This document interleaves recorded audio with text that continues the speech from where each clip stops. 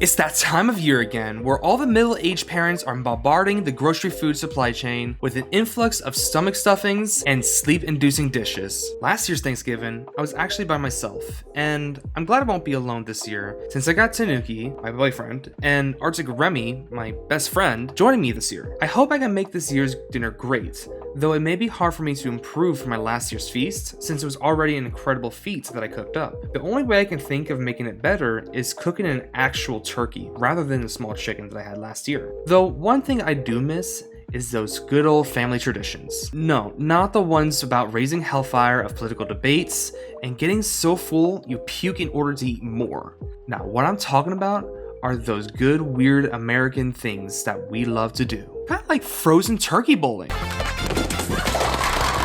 The idea is to throw a frozen turkey down an aisle and knock down as many soda bottle pins as you can. It's honestly not all too different from normal bowling, except for the scoring system, as you get 2 turns and whoever does the best wins the game. Be the frozen turkey. Other than that, all the other rules are basically the same, to the point where even my grandma, a bowling legend, could pick it up. I, on the other hand, never really inherited that skill from her, even though she tried teaching me many times before when I was younger. What I did inherit from her was my love for the funny names, like cute little terminologies for turkey bowling gods. We got the foul line, the gobbler, the butterball, and the wishbone. This is one of those gotta play it once games that's definitely interesting for the novelty. I'd say you should make sure to wash your hands after handling this butterball. Oh, that's what I'm thinking. What the heck is going on here? Why is there food thawing on my aisle? Man, this isn't what it looks like, man. Well, I'll tell you what it looks like. Looks like you're throwing frozen turkeys at bottles of soda. Oh, then it's exactly what it looks like. That's exactly what it is. Don't want to get sick. Now, if tumbling turkeys going down the aisle isn't really your style, then you'd probably rather see them fly, soaring high into the air. The Turkey Toss Patrol always takes an air show to a whole new level. Over. 3, 2, 1. The turkey toss does have 2 main categories though. One uses the catapult,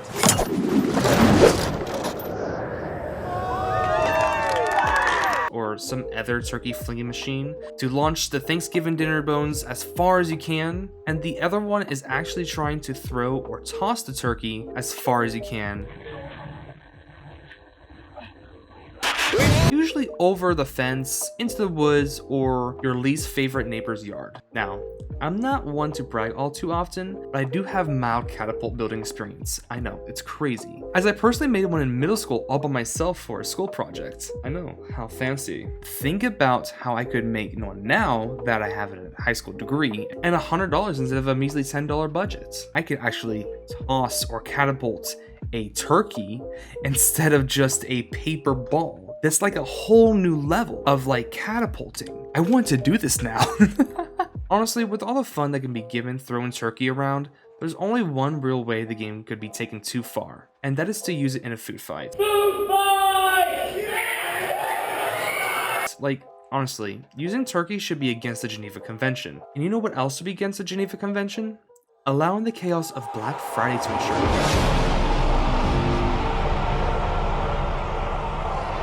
Like, especially right after Thanksgiving, people just let out all their anger in berating retail stores in the pursuit of heavily discounted goods. It's like capitalism at its highest peak, and every American's dream come true. It's also every retail employee's worst fucking nightmare.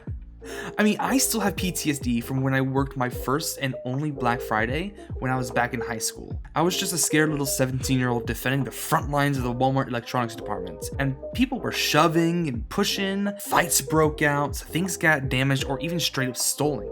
It was crazy. Walmart didn't even pay us hazard pay. It was ridiculous. I still get the nightmares as late November veers its crazed eyes towards me. And nowadays, I just stay home and safely watch other people shop in the Chaos R Us. It's a lot more relaxing than...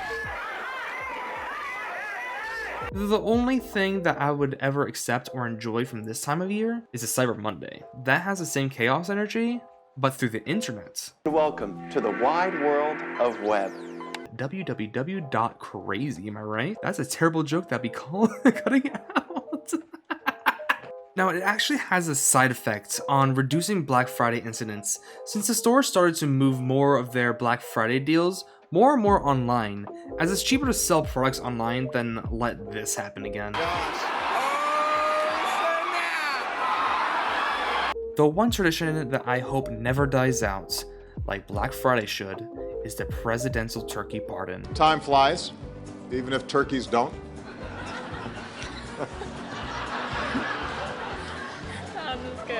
I thought it was pretty good. My question though is, what are they even being pardoned for? Are they being pardoned for being turkeys?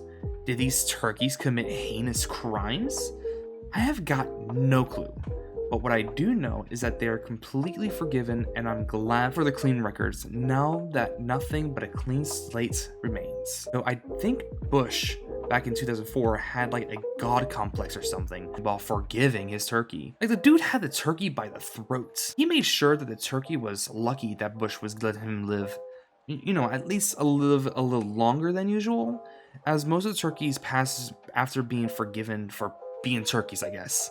Yeah, the pardoned turkeys don't even get to go to a nice farm and live out the rest of their lives, nor do they get a chance to be set free or anything like that. They're usually sent to wild places, like back to the farm they originated to, George Washington's old plantation, university's agricultural classes, and rumored to be cooking classes. And for even a while, Disney World had them to be crowned as the happiest turkeys in the world, though they soon realized that they weren't really happy, and the kids really got depressed seeing a sad turkey being paraded around the Disney World. And you know, I feel sad now that Obama's gone, and I won't be able to see him again trying to do mind control on the turkeys while simultaneously committing terrible but also very funny dad jokes on live television. Now, I know it's probably cringy to say, and I hope I can be your pardon turkey for this last minute. I thank you so much for watching, liking, subscribing, and even commenting on my stuff. Because of you, I'm really close to my first sub goal of 69. Nice. And I can't wait to see that funny number with you all. I have a lot of videos planned ahead, and I'm actually in the process of making more in the foreseeable future. So, yeah. Thank you.